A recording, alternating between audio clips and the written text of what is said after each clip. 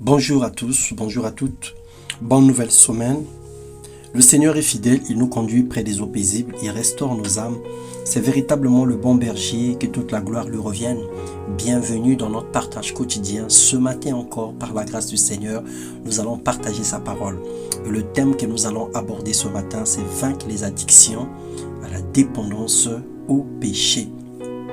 Alors nous allons lire dans Galates 5, le verset 16 au verset 18, la Bible déclare ceci. Je vous dis donc ceci, laissez le Saint-Esprit diriger votre vie et vous n'obéirez pas aux désirs qui animent l'homme livré à lui-même. Car ces désirs sont diamétralement opposés à ceux de l'Esprit. Et l'Esprit a des désirs qui sont à l'opposé de ceux de l'homme livré à lui-même. Les deux sont opposés l'un à l'autre. C'est pourquoi vous ne pouvez pas être votre propre maître. Mais si vous êtes conduit par l'Esprit, vous n'êtes plus sous le régime de la loi. La version du semeur, elle est un peu différente. Bien-aimés frères et sœurs, sachez que dans les derniers temps, le diable a multiplié ses stratégies pour nous entraîner dans le couloir de la mort spirituelle. Le Seigneur, dans son amour, nous tend la main pour nous délivrer et nous sauver du péché et de la mort.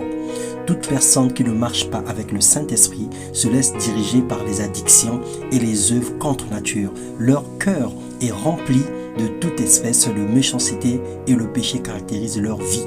Philippiens 2, 12 à 13 nous dit ceci. Ainsi, mes bien-aimés, mettez en œuvre votre salut avec crainte et profond respect. En effet, c'est Dieu qui produit en vous le vouloir et le faire pour son projet bienveillant. Peu importe ce que tu fais en secret, le péché que tu n'arrives pas à laisser, le Seigneur est capable et veut t'en délivrer de ce mal.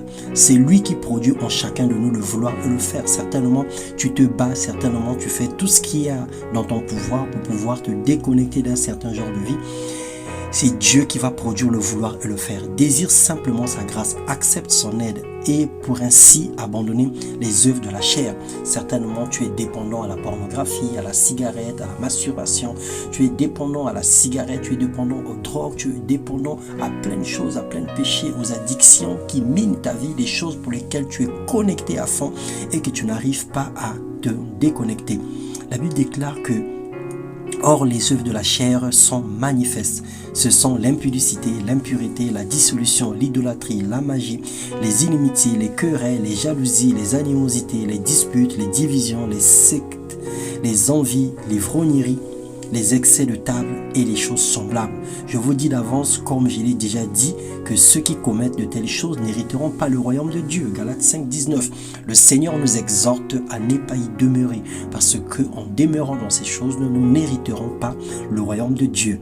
Alors Dieu est saint et tout ce qui s'approche de lui doivent l'être également. Ils doivent être purs et saints et doivent marcher selon l'esprit en menant une vie de sainteté radicale. Ce matin, nous prions que le Saint-Esprit illumine nos cœurs et garde nos pensées pures au nom de Jésus-Christ, afin que tout ce qui est vrai, tout ce qui est pur, tout ce qui est honorable, tout ce qui est vertueux, tout ce qui est digne de louange, digne d'approbation, soit l'objet de nos pensées. Nous voulons penser positif, nous voulons penser droit, nous voulons penser juste, nous voulons penser comme le Seigneur a résolu de penser. Et nous voulons aller dans la direction de sa parole. Nous voulons aller dans la direction de sa volonté pour vivre une vie glorieuse et pour marcher sur le chemin qu'il a prévu pour nous. Bien-aimé, sois connecté avec le Seigneur et rentre dans ton appel dans une saison de la moisson où la grâce de Dieu va surabonder encore dans ta vie, où le Seigneur va manifester sa présence autour de toi et dans tout ce que tu fais. Que Dieu te fasse connaître une réussite sans pareil dans le nom puissant de Jésus-Christ.